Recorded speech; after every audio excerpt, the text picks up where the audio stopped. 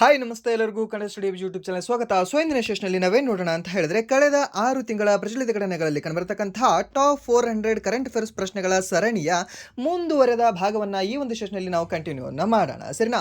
So ಇಲ್ಲಿವರೆಗೆ ನಾವು totally ಎಷ್ಟು ಪ್ರಶ್ನೆಗಳನ್ನು ನೋಡ್ಕೊಂಡಿದ್ವಿ ಅಂತ ನೋಡೋದಾದ್ರೆ 300+ ಪ್ರಶ್ನೆಗಳನ್ನು ನಾವು ನೋಡ್ಕೊಂಡಿದ್ವಿ. ಓಕೆ, ಸೊ ಡೈರೆಕ್ಟ್ ಟೈಪ್ಡ್ ಆಗಿರ್ತಕ್ಕಂಥ ಕ್ವಶನ್ಗಳು 300 ಪ್ರಶ್ನೆಗಳನ್ನು ನೋಡ್ಕೊಂಡಿದ್ವಿ. ಹಾಗೆ ಇದಕ್ಕೆ ಸಂಬಂಧಪಟ್ಟಿರ್ತಕ್ಕಂಥ ಇನ್ಫಾರ್ಮೇಷನ್ ಇಲ್ಲ ಅಂತ ಅಂದ್ರೆ ಕನಿಷ್ಠ ಅಂದ್ರೂ ಸಹ ಒಂದು 800 ಪ್ರಶ್ನೆಗಳಿಗೆ ನಮಗೆ ಉತ್ತರ ದೊರೆತಿದೆ. ಓಕೆ, ಸೊ ಇವಾಗ 300+ ಅಷ್ಟೇ ಅಂತ ನಾವು ಕನ್ಸಿಡರ್ ಮಾಡ್ಕೊಂಡ್ರೆ ಈ ಒಂದು ಸೆಷನಲ್ಲಿ ಟೋಟಲಿ ಎಷ್ಟು ಪ್ರಶ್ನೆಗಳನ್ನು ನೋಡ್ಕೊಳ್ಳುವ? ಸೊ 50+ ಪ್ರಶ್ನೆಗಳನ್ನು ಈ ಒಂದು ಸೆಷನಲ್ಲಿ ನಾವು ನೋಡ್ಕೊಳ್ಳುವ. ಓಕೆ, ಆ್ಯಂಡ್ ಈ ಒಂದು ಕ್ಲಾಸಿನ ಎಂಡಲ್ಲಿ ನಿಮಗೆ ಟೋಟಲಿ 350 ಪ್ರಶ್ನೆಗಳು. ಸೊ ಲಾಸ್ಟ್ ಜನವರಿಯಿಂದ ಈ ಜುಲೈವರೆಗೆ ಆಗಿರತಕ್ಕಂಥ ಪ್ರಚಲಿತ ಘಟನೆಗಳ 350 ಕ್ವಶನ್ಸ್ಗಳು ನಿಮಗೆ ಸಿಕ್ಕಾಗ ಆಗ್ತದೆ. ಓಕೆ, ಸೊ ಅದನ್ನು ರಿವಿಷನ್ ಮಾಡಿ ನಿಮಗೆ ಸಾಕಷ್ಟು ಎಕ್ಸಾಮ್ಗೆ ಹೆಲ್ಪ್ ಆಗ್ತದೆ. ಓಕೆ, ಸೊ ಹಾಗಾದರೆ ಬನ್ನಿ ವಿಡಿಯೋನ ಸ್ಟಾರ್ಟ್ ಮಾಡುವ. ವಿಡಿಯೋ ಸ್ಟಾರ್ಟ್ ಮಾಡೋದಕ್ಕೆ ಮುಂಚೆ ವಿಡಿಯೋ ಕೊನೆವರೆಗೂ ನೋಡಿ ಅಂತ ಹೇಳ್ತಾರೆ. ಹಾಗೆ ವಿಡಿಯೋ ಕೊನೆವರೆಗೂ ನೋಡಿದ ನಂತರ ವಿಡಿಯೋ ಇಷ್ಟ ಆದರೆ ಪ್ಲೀಸ್ ವಿಡಿಯೋನ ಲೈಕ್ ಮಾಡಿ, ಸಬ್ಸ್ಕ್ರೈಬ್ ಮಾಡಿ. ಇಫ್ ನಿಮಗೆ ವಿಡಿಯೋ ಇಷ್ಟ ಆಗಲಿಲ್ಲ ಅಂದರೆ ಸೊ ಆಬ್ವಿಯಸ್ಲಿ ಡಿಸ್ಲೈಕ್ ಮಾಡಿ ಅಂತ ಹೇಳ್ತಾ, ಹಾಗೆ ಒಂದು ವಿಷಯದ ಬಗ್ಗೆ 1 ನಿಮಿಷ ಮಾತಾಡಬೇಕಾಗಿತ್ತು. ಯಾವುದೇ ವಿಷಯ? ಸೊ ಜಂತರ್ ಮಂತರಲ್ಲಿ ಆಗ್ತಕ್ಕಂಥ ಪ್ರೊಟೆಸ್ಟ್ ಬಗ್ಗೆ. ಓಕೆ, ಸೊ ಜಂತರ್ ಮಂತರಲ್ಲಿ ಪ್ರೊಟೆಸ್ಟ್ ಆಗ್ತಾ ಇದೆ. ಸೊ ಅದಕ್ಕೆ ಒಂದು ಸಪೋರ್ಟ್ ಮಾಡಿ. ಓಕೆ, ಸೊ ಇವಾಗ ಸ್ಟೂಡೆಂಟ್ ನೀವು ಇದ್ದೀರಾ, ಒಂದು ಸ್ಟೂಡೆಂಟ್ ಫೇಸಲ್ಲಿ ನೀವು ಇದ್ದೀರಾ ಅಂತಂದರೆ so you must support. Okay, so support ನೀವು ಮಾಡಲೇಬೇಕು. ಬಟ್ ಸಪೋರ್ಟ್ ಮಾಡೋಕ್ಕೆ ಆಗಲಿಲ್ವಾ, ಜಸ್ಟ್ ಸುಮ್ಮನೆ ನ್ಯೂಟ್ರಲ್ ಆದರೂ ಕೂತ್ಕೊಂಡ್ರೆ ಬಹಳ ಒಳ್ಳೆಯದು. ಯಾಕೆ ಇದನ್ನು ಹೇಳ್ತಾ ಇದ್ದೀನಿ ಅಂತಂದರೆ, ಕೆಲವೊಬ್ಬರು and then the so called ಇಂಟೆಲಿಜೆನ್ಸ್ಗಳು ಏನು ಮಾಡ್ತಿದ್ದಾರೆ, ಓಕೆ ಈ ಪಾರ್ಟಿನೇ ದೇವರು ಆ್ಯಂಡ್ ದೆನ್ ಇವರೇ ನಮ್ಮ ದೇವರು ಆ್ಯಂಡ್ ದೆನ್ ಭಗವಂತ ಇವರೇ. ಸೊ ಆ ರೀತಿ ನಾನು ಇವ್ರನ್ನ ಬಿಟ್ಕೊಡಲ್ಲ. ಓಕೆ, ಸ್ಕ್ಯಾಮ್ ಆಗಲಿ, ನಮ್ಮ ಮನೆಯಲ್ಲಿರೋರೇ ಡೆತ್ ಆಗಲಿ, ನನ್ನ ಊರಲ್ಲಿರೋರೇ ಡೆತ್ ಆಗಲಿ, ನನ್ನ ಫ್ರೆಂಡ್ಸೇ ಡೆತ್ ಆಗಲಿ, ನಾನೇ ಸುಸೈಡ್ ಮಾಡ್ಕೊಳ್ಳಿ ಈ ಒಂದು ಸೊಸೈಟಿಯಿಂದ, ಬಟ್ ನಾನು ಇವ್ರನ್ನ ಬಿಟ್ಕೊಡಲ್ಲ ಅನ್ನೋ ಅಂಧಭಕ್ತರು ಜಾಸ್ತಿ ಆಗಿದ್ದಾರೆ. ಓಕೆ, ಸೊ ಆ ರೀತಿ ಆಗಕ್ಕೆ ಹೋಗ್ಬಿಡಿ. The first thing. ಆ್ಯಂಡ್ ನಾನು ಸಪೋರ್ಟ್ ಮಾಡಬೇಕು ಅಂತ ಜಂತರ್ ಮಂತರ್ಗೆ ಹೋಗೋ ಅವಶ್ಯಕತೆ ಇಲ್ಲ. ಓಕೆ, ಸೊ ಯಾಕೆ ಅಂತಂದರೆ ಜಂತರ್ ಮಂತರ್ ಎಲ್ಲಿದೆ ನಿಮಗೆ? ದೆಹಲಿಯಲ್ಲಿ ಕಂಡು ಬರುತ್ತೆ. ನೀವೆಲ್ಲಿದ್ದೀರಾ? ಕರ್ನಾಟಕದಲ್ಲಿದ್ದೀರಾ. So means the transport and then the transportation cost ಹೆಚ್ಚಿಗೆ ಆಗುತ್ತೆ. ಸೊ ಯಾಕೆಂದರೆ ದ ಮಿಡಲ್ ಕ್ಲಾಸಲ್ಲಿ ಇರ್ತಕ್ಕಂಥವರೇ ಆಲ್ಮೋಸ್ಟ್ ಈ ಒಂದು ಫೀಲ್ಡಲ್ಲಿ ಓದ್ತಾ ಇರ್ತಕ್ಕಂಥ ಅಭ್ಯರ್ಥಿಗಳಾಗಿರ್ತಾರೆ. ಆ್ಯಂಡ್ ದೆನ್ ಸಮೀಪ ಇಲ್ಲ. ಓಕೆ, ಬಟ್ ಸಿಂಪಲ್ ಆಗಿ ಆನ್ಲೈನಿಂದ ಆದರೂ ಸಹ ನೀವು ಸಪೋರ್ಟ್ ಮಾಡ್ಬೋದಲ್ವಾ? ಸೊ ಬಿಕಾಸ್ ಯಾಕೆಂದರೆ ಅವರು ಯಾರಿಗೋಸ್ಕರನೂ ಮಾಡ್ತಾ ಇಲ್ಲ. ಓಕೆ, ದ ಯೂತ್ಗೋಸ್ಕರ ಮಾಡ್ತಿದ್ದಾರೆ, ದ ಫ್ಯೂಚರ್ಗೋಸ್ಕರ ಮಾಡ್ತಿದ್ದಾರೆ, ದ ಇಂಡಿಯನ್ಸ್ಗೋಸ್ಕರ ಮಾಡ್ತಿದ್ದಾರೆ. ಓಕೆ, ದ ಟೆರರಿಸ್ಟ್ಗೋಸ್ಕರ ಮಾಡ್ತಾ ಇಲ್ಲ, ಆ್ಯಂಡ್ ದೆನ್ ಪಾಕಿಸ್ತಾನೀಸ್ಗೋಸ್ಕರ ಮಾಡ್ತಾ ಇಲ್ಲ, ಚೀನಾಗೋಸ್ಕರ ಸಹ ಅವ್ರು ಮಾಡ್ತಾ ಇಲ್ಲ. ಇದೊಂದನ್ನು ನೀವು ತಿಳ್ಕೊಳ್ಳಿ. ಹಾಗೆ ನೀವು ತಿಳ್ಕೊಂಡ ನಂತರ ನಿಮ್ಮ ಸುತ್ತ ಇರತಕ್ಕಂಥ ಕೆಲವೊಂದು ಅನ್ಪಡ್ಗಳಿರ್ತಾರೆ. ಓಕೆ, ಸೊ ಆ ಅನ್ಪಡ್ಗಳಿಗೆ ಮೊದಲು ತಿಳಿಸಿ. ಓಕೆ, ಅನ್ಪಡ್ ಮೀನ್ಸ್ ಶಿಕ್ಷಣ ಕಲಿದೇ ಇರತಕ್ಕಂಥ ವ್ಯಕ್ತಿನ ಅನ್ಪಡ್ ಅಂತ ಹೇಳ್ತಾರೆ ಇನ್ನು ಉತ್ತರ ಕರ್ನಾಟಕ ಭಾಷೆಯಲ್ಲಿ. ಓಕೆ, ಸೊ ಅದು ಸಹ ನಿಮಗೆ ಗೊತ್ತಿದೆ ಅಂತ ನಾನು ಭಾವಿಸ್ತೇನೆ. ಆ್ಯಂಡ್ ದ 20 ಜುಲೈ 2026 ಈ ಡೇಟನ್ನು ಮರಿಬೇಡಿ. ನಿಮ್ಮ ಬರ್ತ್ ಡೇಟ್ ನೀವು ಮರಿತಿರೋ ಬಿಡ್ತಿರೋ ಗೊತ್ತಿಲ್ಲ, ಈ ಡೇಟ್ನ ನೀವು ಮರಿಬೇಡಿ. ಈ ಡೇಟನ್ನು ನೀವು ಏನಾದರೂ ಮರೆಯೋ ಥರ ಅನಿಸ್ತು ಅಂದರೆ ಒಂದು ಸರಿ ಏನಿಲ್ಲ, ದ 20 ಜುಲೈ 2026 ಅಂತ ಯೂಟ್ಯೂಬಲ್ಲಿ ಸರ್ಚ್ ಮಾಡಿ, ಸಮ್ ವಿಡಿಯೋಗಳು ನಿಮ್ಗೆ ಸಿಗ್ತವೆ. ಸೊ ಇನ್ 2029 ಎಲೆಕ್ಷನ್ಗಿಂತ ಹಿಂದಿನ ದಿನ, ಇಲ್ಲಾಂದರೆ ಎಲೆಕ್ಷನ್ ಏನು ವೋಟ್ ಹಾಕಕ್ಕೆ ಹೋಗ್ತಿರಲ್ವ, ಅವಾಗ ಒಂದು ಸರಿ ನೋಡ್ಕೊಂಡು ಹೋಗಿ. ನಿಮ್ಮ ಭವಿಷ್ಯ ಏನಾಗಿದೆ 2029ನಲ್ಲಿ ನಿಮಗೆ ಏಜ್ ಆಗಿರುತ್ತೆ. ಓಕೆ, ಸೊ ನಿಮ್ಮ ಮುಂದಿನ ಒಂದು ಪೀಳಿಗೆಯ ಭವಿಷ್ಯ ಏನು ಆಗ್ತದೆ, ಏನು ಬಿಡ್ತದೆ ಅನ್ನೋದು ನಿಮ್ಮ ಆ ಓಟಿನ ಮೇಲೆ ನಿಂತಿರುತ್ತೆ. ಹೋಗಿ ಅದನ್ನು ಚೂಸ್ ಮಾಡ್ಕೊಳ್ಳಿ. ಓಕೆ, ಸೊ ಇಷ್ಟು ನಾನು ನಿಮಗೆ ಹೇಳಬಲ್ಲೆ. ಓಕೆ, ಸೊ ಇವಾಗ 3.5 ನಿಮಿಷ ಆಯಿತು. ಸೊ ಇದನ್ನು ಒಂದು ಸೈಡಲ್ಲಿ ಇಟ್ಕೊಂಡ್ರೆ ಇವಾಗ ನೆಕ್ಸ್ಟ್ ಕಂಟಿನ್ಯೂ ಮಾಡೋಣ ಬನ್ನಿ, ಸರಿನಾ? ಸೊ ಇಂದಿನ ಮೊದಲ ಪ್ರಶ್ನೆ ಏನಿದೆ, ಶಿಕ್ಷಣ ಕ್ಷೇತ್ರದಲ್ಲಿ ಪಢಾಯಿ ವಿತ್ AI, ಹೌದಾ, ಪಢಾಯಿ ವಿತ್ AI ಉಪಕ್ರಮವನ್ನು ಪ್ರಾರಂಭಿಸಿದ ಭಾರತದ ಮೊದಲ ಬೆಟ್ಟದ ರಾಜ್ಯ ಯಾವುದು ಅಂತ ಕೇಳಿದ್ದಾನೆ. ದ ಹಿಲ್ಲಿ ಸ್ಟೇಟ್ ಯಾವುದು ಅಂತ. ಯಾವುದಾಗಿರ್ಬೋದು ಆ ಒಂದು ಸ್ಟೇಟ್? ಯಾವುದು ಸ್ಟೇಟ್ ಅಂದರೆ ದ್ಯಾಟ್ ಈಸ್ ಒಂದು ಹಿಮಾಚಲ್ ಪ್ರದೇಶ ಅಂತ ಹೇಳ್ತೀವಿ. ಸರಿನಾ? ಯಾವುದೇ ಒಂದು ಪಢಾಯಿ ವಿತ್ AI. ಓಕೆ, ಪಢಾಯಿ ನಾವು ಮಾಡ್ತಾ ಇದ್ದೀವಿ, ಬಟ್ ಸ್ಕ್ಯಾಮ್ ನಿಲ್ತಾ ಇಲ್ಲಲ್ಲ ಗುರು. ಮೊದಲು ಅದನ್ನು ನಿಲ್ಲಿಸಿ, ಅದಕ್ಕೆ ಸಪೋರ್ಟ್ ಮಾಡಿ. ಸೊ ಅದಕ್ಕೆ ಸರಿ ಉತ್ತರ ಯಾವುದಾಗುತ್ತೆ ಅಂದರೆ ಆಪ್ಷನ್ ಡಿ, ಹಿಮಾಚಲ್ ಪ್ರದೇಶ ಆಗುತ್ತೆ. ಆ್ಯಂಡ್ ನಾನು ಎಸ್ಟರ್ಡೇ ಸಹ ಒಂದು ಕ್ವಶನ್ ನಿಮಗೆ ಹೋಮ್ವರ್ಕ್ ಆಗಿ ಕೊಟ್ಟಿದ್ದೆ. ಏನಂತ ಕೊಟ್ಟಿದ್ದೆ ಅಂದರೆ, ಏರ್ಬಸ್ ಕಂಪನಿಯ ಏರೋಸ್ಪೇಸ್ ಅಧ್ಯಯನಗಳಿಗಾಗಿ ಸೆಂಟರ್ ಆಫ್ ಎಕ್ಸಲೆನ್ಸ್ ಅನ್ನು ಯಾವ ವಿಶ್ವವಿದ್ಯಾಲಯದಲ್ಲಿ ಉದ್ಘಾಟಿಸಿತು ಅಂತ ಸಹ ಕೊಟ್ಟಿದ್ದಾರೆ. ಸೊ ಇದಕ್ಕೆ ಸರಿಯಾದ ಉತ್ತರ ಯಾವುದಾಗುತ್ತೆ ಹೇಳ್ಬೋದಾ? ಯಾವುದಾಗುತ್ತೆ? ಯಾರು ಅಂದರೆ ದ್ಯಾಟ್ ಈಸ್ ಈ ಒಂದು ಗತಿಶಕ್ತಿ ವಿಶ್ವವಿದ್ಯಾಲಯ ಅಂತ ಹೇಳ್ತೀವಿ. ಯಾವುದು ವಿಶ್ವವಿದ್ಯಾಲಯ ಅಂದರೆ ಈ ಒಂದು ಗತಿಶಕ್ತಿ ವಿಶ್ವವಿದ್ಯಾಲಯ ಏನು ಮಾಡಿದೆ, ಸೆಂಟರ್ ಆಫ್ ಎಕ್ಸಲೆನ್ಸನ್ನು ಉದ್ಘಾಟನೆ ಮಾಡಿದೆ. ಯಾವುದರ ಅಧ್ಯಯನಕ್ಕಾಗಿ ಅಂತಂದರೆ ದ್ಯಾಟ್ ಈಸ್ ಏರ್ಬಸ್ ಕಂಪನಿಯ ಏರೋಸ್ಪೇಸ್ ಅಧ್ಯಯನಗಳಿಗಾಗಿ. ಓಕೆ, ಸೊ ಇದನ್ನು ಸಹ ನೀವು ನೆನ್ಪಿಟ್ಕೊಳ್ಳಿ. ಆ್ಯಂಡ್ ದೆನ್ ನೆಕ್ಸ್ಟ್, ಅಸ್ಸಾಂನ ಧುಬ್ರಿ ಜಿಲ್ಲೆಯಲ್ಲಿ 70 ಮೆಗಾವ್ಯಾಟ್ ಸೌರಶಕ್ತಿ ಯೋಜನೆಯನ್ನು ಯಾವ ಕಂಪನಿಯು ಪ್ರಾರಂಭಿಸಿದೆ ಅಂತ ಕೇಳಿದ್ದಾನೆ. ಯಾವುದು ಈ ಒಂದು ಅಸ್ಸಾಂನ ಧುಬ್ರಿ ಜಿಲ್ಲೆಯಲ್ಲಿ ಕಂಡುಬರುತ್ತೆ, ನಿಮಗೆ ಅಸ್ಸಾಮಲ್ಲಿ ಕಂಡುಬರುತ್ತೆ. ಎಷ್ಟು ಈ ಒಂದು 70 ಮೆಗಾವ್ಯಾಟ್ ಸೌರಶಕ್ತಿ ಯೋಜನೆಯನ್ನು ಯಾವ ಕಂಪನಿಯು ಪ್ರಾರಂಭಿಸಿದೆ ಅಂದರೆ ದ್ಯಾಟ್ ಈಸ್ ಈ SJVN ಲಿಮಿಟೆಡ್ ಅಂತ ಹೇಳ್ತೀವಿ. ಯಾವುದು ಅಂತ ಹೇಳ್ತೀವಿ, ಒಂದು SJVN ಲಿಮಿಟೆಡ್ ಅಂತಕ್ಕಂಥ ಕಂಪನಿ ಒಂದು ಅಸ್ಸಾಂನ ಧುಬ್ರಿ ಜಿಲ್ಲೆಯಲ್ಲಿ 70 ಮೆಗಾವ್ಯಾಟ್ ಸೌರಶಕ್ತಿ ಯೋಜನೆಯನ್ನು ಪ್ರಾರಂಭ ಮಾಡಿದೆ. ಓಕೆ. ಆ್ಯಂಡ್ ದೆನ್ ನೆಕ್ಸ್ಟ್ ಪ್ರಶ್ನೆ, 6ನೇ ರಾಷ್ಟ್ರೀಯ ಬೆಳೆ ಪೋಷಣೆ ಶೃಂಗಸಭೆ 2026 ಎಲ್ಲಿ ಆಯೋಜಿಸಲಾಯಿತು ಅಂತ. ಸೊ ಈ ರೀತಿ ಕ್ವಶನ್ಗಳನ್ನು ಕೇಳ್ತಾನ ಯಾವುದು ರಾಷ್ಟ್ರೀಯ ಬೆಳೆ ಪೋಷಣಾ ಶೃಂಗಸಭೆ ಅನ್ನೋದಾದ್ರೆ. ಸೊ ಇದು ಮೀನ್ಸ್ ಒಂದು 50-50 ಚಾನ್ಸ್ ಕ್ವಶನ್ಗಳಿವೆಲ್ಲ ಸಹ. ಸೊ ಈ ರೀತಿಯ ಶೃಂಗಸಭೆಗಳನ್ನು ನಿಮಗೆ ಬಹಳ ಕಡಿಮೆ ಕೇಳ್ತಾನೆ. ಬಟ್ ಇದೇನಾದರೂ ಕೇಳಿದರೆ ಇದು ಡಿಫಿಕಲ್ಟ್ ಲೆವೆಲ್ ಕ್ವಶನ್ ಆಗುತ್ತೆ ನಿಮಗೆ ಎಕ್ಸಾಮಲ್ಲಿ. ಸೊ ಅದು ನಿಮಗೆ ಗೊತ್ತಿದ್ರೆ 1 ಮಾರ್ಕ್ಸ್ ನಿಮಗೆ ಜಾಸ್ತಿ ಬರುತ್ತೆ ಎಲ್ಲರಿಗಿಂತ ಅಂತ ಹೇಳ್ಬೋದು. ಸೊ ಹಾಗಾದರೆ ಇಲ್ಲಿ ಯಾವುದಿದೆ, ರಾಷ್ಟ್ರೀಯ ಬೆಳೆ ಪೋಷಣಾ ಶೃಂಗಸಭೆಯನ್ನು ನಡೆದಿರ್ತಕ್ಕಂಥ ಅಥವಾ ಆಯೋಜನೆ ಮಾಡಿರ್ತಕ್ಕಂಥ ಒಂದು ರಾಜ್ಯ ಯಾವುದು ಅಂತ ಕೇಳಿದಾನೆ. ಯಾವುದಾಗಿರ್ಬೋದು ಈ ಒಂದು ರಾಜ್ಯ ಯಾವುದು ಅಂದರೆ ದ್ಯಾಟ್ ಇಸ್ ಒಂದು ನವದೆಹಲಿ ಅಂತಲೇ ಹೇಳ್ತೀವಿ. ಯಾವುದು ಒಂದು ನವದೆಹಲಿ 6ನೇ ರಾಷ್ಟ್ರೀಯ ಬೆಳೆ ಪೋಷಣೆ ಶೃಂಗಸಭೆ 2026 ಎಲ್ಲಿ ಆಯೋಜನೆ ಮಾಡಲಾಗಿದೆ ಅಂದರೆ ನವದೆಹಲಿಯಲ್ಲಿ ಆಯೋಜನೆ ಮಾಡಲಾಗಿದೆ. ಓಕೆ. ಆ್ಯಂಡ್ ನೆಕ್ಸ್ಟ್ ಪ್ರಶ್ನೆ, ಭಾರತೀಯ ಬಾಹ್ಯಾಕಾಶ ಸಂಶೋಧನಾ ಸಂಸ್ಥೆಯು ಈ ಒಂದು ಇಸ್ರೋ ಏನಿದೆ ಅಲ್ವಾ, ಚಂದ್ರಯಾನ್ 4 ಮಿಷನ್ಗಾಗಿ ಚಂದ್ರನ ಯಾವ ಪ್ರದೇಶದ ಬಳಿ ಲ್ಯಾಂಡಿಂಗ್ ಸ್ಥಳವನ್ನು ಗುರುತಿಸಿದೆ ಅಂತ ಕೇಳಿದಾನೆ. ಯಾವ ಒಂದು ಸ್ಥಳದ ಬಳಿ ಇದು ಲ್ಯಾಂಡಿಂಗ್ ಅನ್ನ ಗುರುತಿಸಿದೆ ಅಂತ. ಉತ್ತರ ಧ್ರುವ, ದಕ್ಷಿಣ ಧ್ರುವ, ಸಂಭಾಜಿಕ, ಪೂರ್ವ ಗೋಳಾರ್ಧ ಅಂತ ಕೊಟ್ಟಿದ್ದಾರೆ. ಸೊ ಇದಕ್ಕೆ ಸರಿಯಾದ ಉತ್ತರ ಯಾವುದಾಗುತ್ತೆ, ಯಾವುದು ಅಂದರೆ ದ್ಯಾಟ್ ಈಸ್ ಒಂದು ದಕ್ಷಿಣ ಧ್ರುವ ಅಂತ ಹೇಳ್ತೀವಿ. ಯಾವುದೇ ಒಂದು ದಕ್ಷಿಣ ಧ್ರುವ. ಹಾಗೆ ನಿಮ್ಗೆ ಗೊತ್ತಿರ್ಬೋದು, ರೀಸೆಂಟಾಗಿ ಒಂದು ನ್ಯೂಸ್ ಸಹ ಇತ್ತು. ಏನು, ಈ ಇಸ್ರೋದ ಸೈಂಟಿಸ್ಟ್ಗಳು, ಎಷ್ಟು ಸೈಂಟಿಸ್ಟ್ಗಳು, ಮೋರ್ ದೆನ್ 100 ಸೈಂಟಿಸ್ಟ್ಗಳೇನಿದ್ದಾರಲ್ವಾ ರೆಸಿಗ್ನೇಷನ್ ಕೊಡ್ತಿದ್ದಾರೆ. ಬಿಕಾಸ್ ಯಾಕೆ, the environment and then the pressure ಮತ್ತು ಪೊಲಿಟಿಕಲ್ ಇನ್ವಾಲ್ವ್ಮೆಂಟ್. ಸೊ ಇದೆಲ್ಲವೂ ಸಹ ಆ್ಯಂಡ್ ದೆನ್ ದ ಸಿಸ್ಟಮ್. ಅದರ ಸಲುವಾಗಿ ನಾನು ಸೈಂಟಿಸ್ಟ್ ಆಗೋದು ಬೇಡ ಗುರು, ನಾನು ಜಸ್ಟ್ ಮನಸ್ಸಿಂದ ಆರೋಗ್ಯವಾಗಿ ನಾನು ಇದ್ದರೆ ನಾನು ಹೊರಗಡೆ ಇರ್ತೀನಿ ಸಾಕು ಅಂತ ರಿಸಿಗ್ನೇಷನ್ ಕೊಡ್ತಾ ಇದ್ದಾರೆ. ಇದು ನಾನು ಹೇಳ್ತಾ ಇಲ್ಲ. ಓಕೆ, ಅದು ಆರ್ಟಿಕಲ್ಸ್ಗಳೆಲ್ಲ ಇದು ಬರ್ತಾ ಇದೆ. ಓಕೆ. ಸೊ ಅದು ಸಹ ನಿಮ್ಗೆ ಗೊತ್ತಿರಲಿ. ಇಸ್ರೋ ಹಾಗಾದರೆ ಸ್ಥಾಪನೆ ಆಗಿರೋದು ಯಾವಾಗ, 1969 ಸ್ಥಾಪನೆ ಆಗಿದೆ. ಡೇಟ್ ಯಾವಾಗ ಅಂತ ಕೇಳಿದ್ರೆ ಆಗಸ್ಟ್ 15 ಅಂತ ಹೇಳ್ತೀವಿ. ಆಗಸ್ಟ್ 15 1969ಗೆ ಒಂದು ಇಸ್ರೋ ಸ್ಥಾಪನೆ ಆಗುತ್ತೆ. ಆ್ಯಂಡ್ ನೆಕ್ಸ್ಟ್ ಈ ಒಂದು CISF ಯಾವುದು CISF ಸ್ಥಾಪನೆ ಆಗಿರೋದು ಸಹ 1969 ಅದನ್ನು ಸಹ ನೀವು ನೆನ್ಪಿಟ್ಕೊಳ್ಳಿ. ಆ್ಯಂಡ್ ನೆಕ್ಸ್ಟ್ ಮತ್ತೆ ಏನು ಅಂತಂದರೆ ಈ ಒಂದು ಇಸ್ರೋ ಆದಾಗ DRDO ಸಹ ಕೇಳ್ತಾರೆ ನಿಮಗೆ. DRDO ಸ್ಥಾಪನೆ ಆಗಿರೋದು ಯಾವಾಗ ಅಂತ 1 ಜನವರಿ 1958 ಅಂತ ಹೇಳ್ತೀವಿ. ಸೊ ಇದನ್ನು ಸಹ ನೀವು ನೆನ್ಪಿಟ್ಕೊಳ್ಳಿ. ಅದಕ್ಕೆ ಎಷ್ಟು ವರ್ಷ ಡಿಫ್ರೆನ್ಸ್ ಇದೆ, 11 ವರ್ಷ ಡಿಫ್ರೆನ್ಸ್ ಇದೆ. ಓಕೆ. ಸೊ ಅದು ಸಹ ನಿಮಗೆ ಕೇಳಿದ್ದಾನೆ. ಆ್ಯಂಡ್ ನೆಕ್ಸ್ಟ್ ಒಂದು DRDO ಇತ್ತೀಚೆಗೆ ಎಷ್ಟನೇ ಒಂದು ಸಂಸ್ಥಾಪನಾ ದಿನವನ್ನು ಆಚರಣೆ ಮಾಡಿಕೊಂಡಿದೆ ಅಂತ ಕೇಳಿದ್ರೆ 68ನೇ ಒಂದು ಸಂಸ್ಥಾಪನಾ ದಿನವನ್ನು ಆಚರಣೆ ಮಾಡಿಕೊಂಡಿದೆ. ಯಾವುದೇ ಒಂದು DRDO ಅಂತ ಹೇಳ್ತೀವಿ, ಡಿಫೆನ್ಸ್ ರಿಸರ್ಚ್ ಡೆವಲಪ್ಮೆಂಟ್ ಆರ್ಗನೈಸೇಷನ್ ಅಂತ ಹೇಳ್ತೀವಿ. ಸರಿನಾ. ಸೊ ಅದನ್ನು ಸಹ ನೀವು ನೆನ್ಪಿಟ್ಕೊಳ್ಳಿ. ಆ್ಯಂಡ್ ನೆಕ್ಸ್ಟ್ ಈ ಒಂದು ಭಾರತವು ನೆಟ್ವರ್ಕ್ ರೆಡಿನೆಸ್ ಇಂಡೆಕ್ಸ್ ಯಾವುದೇ ಒಂದು NRI 2025 ಯಾವ ಶ್ರೇಯಾಂಕವನ್ನು ಪಡೆದುಕೊಂಡಿದೆ ಅಂತ ಕೇಳಿದ್ದಾನೆ. ಈ ಒಂದು ನೆಟ್ವರ್ಕ್ ರೆಡಿನೆಸ್ ಇಂಡೆಕ್ಸ್ ಏನಿದೆ ಅಲ್ವಾ, ಸೊ ಇದು ನಿಯರ್ ಬೈ ಎಲ್ಲ ಇರುತ್ತೆ, ಮ್ಯಾಕ್ಸಿಮಮ್ ಇದು ಮೂವ್ ಆಗಲ್ಲ. ಓಕೆ. ಸೊ ಇವಾಗ ರ್ಯಾಂಕ್ ಎಷ್ಟಿದೆ ಅಂದರೆ 45ನೇ ರ್ಯಾಂಕಲ್ಲಿ ಕಂಡು ಬರ್ತದೆ ನಮ್ಮ ಭಾರತ ದೇಶ. ಯಾವುದರಲ್ಲಿ, ಒಂದು ನೆಟ್ವರ್ಕ್ ರೆಡಿನೆಸ್ ಇಂಡೆಕ್ಸಲ್ಲಿ. ಓಕೆ. ಆ್ಯಂಡ್ ನೆಕ್ಸ್ಟ್ ಪ್ರಶ್ನೆ, ಕೇಂದ್ರ ಗೃಹ ಸಚಿವ ಅಮಿತ್ ಶಾ ಅವರು Chhattisgarh AT 25 shifting the lens ಸಮ್ಮೇಳನವನ್ನು ಯಾವ ನಗರದಲ್ಲಿ ಉದ್ದೇಶಿಸಿ ಮಾತನಾಡಿದರು ಅಂತ ಮಾತನಾಡ್ತಾರೆ. ದ ಸೊಲ್ಯೂಷನ್ ಮಾತ್ರ ಸಿಗಲ್ಲ. ಸೊ ಇದು ಎಲ್ಲಿ ಅಂದರೆ ದಟ್ ಇಸ್ ಒಂದು ರಾಯ್ಪುರದಲ್ಲಿ ಅಂತ ಹೇಳ್ತೀವಿ. ಎಲ್ಲಿ ಅಂದರೆ ಒಂದು ರಾಯ್ಪುರ ಎಲ್ಲಿ ಕಂಡು ಬರುತ್ತೆ ನಿಮಗೆ, ಛತ್ತೀಸ್ಗಢದಲ್ಲಿ ಕಂಡು ಬರುತ್ತೆ. ಅಲ್ಲಿ ಯಾರು ಇದನ್ನು ಉದ್ಘಾಟನೆ ಮಾಡಿದರೆ, ಕೇಂದ್ರ ಗೃಹ ಸಚಿವ ಅಮಿತ್ ಶಾ ಅಂತ ಹೇಳ್ತೀವಿ. ಏನನ್ನು ಉದ್ಘಾಟನೆ ಮಾಡಿದ್ದಾರೆ ಅಂದರೆ Chhattisgarh AT 25 shifting the lens ಅಂತಕ್ಕಂಥ ಒಂದು ಸಮ್ಮೇಳನವನ್ನು ಉದ್ಘಾಟನೆ ಮಾಡಿದ್ದಾರೆ. ಓಕೆ. ಸೊ ಇಲ್ಲಿ DG ಆ್ಯಂಡ್ IG ಸಮ್ಮೇಳನ ಇಲ್ಲೇ ನಡೆದಿತ್ತಲ್ವಾ, DG ಆ್ಯಂಡ್ IGP ಸಮ್ಮೇಳನ. ಸೊ ಇಲ್ಲಿ ಇದೇ ಒಂದು ಛತ್ತೀಸ್ಗಢದ ರಾಯ್ಪುರದಲ್ಲಿ ನಡೆದಿತ್ತು. ಸೊ ಅದನ್ನು ಒಂದು 4-5 ಎಕ್ಸಾಮ್ಗಳಲ್ಲಿ ಕೇಳಿದಾನೆ ಅನಿಸುತ್ತೆ 2026 ಏನು ಈ ಮಾರ್ಚಿಂದ ಮೇವರೆಗೂ ಏನು ಎಕ್ಸಾಮ್ ಆಗಿದೆ ಅಲ್ವಾ, ಒಂದು 4 to 5, 6 ಎಕ್ಸಾಮಲ್ಲಿ ಕೇಳಿರ್ಬೋದು ಅನಿಸುತ್ತೆ. ಸಾಕಷ್ಟು ಎಕ್ಸಾಮ್ಗಳಲ್ಲಿ ಕೇಳಿದ್ದಾನೆ. ಸೊ ದ್ಯಾಟ್ಸ್ ವೈ ಇದು ಸಹ ಇಂಪಾರ್ಟೆಂಟ್ ಆಗಿದೆ. ಇದನ್ನು ಸಹ ನೀವು ನೆನ್ಪಿಟ್ಕೊಳ್ಳಿ.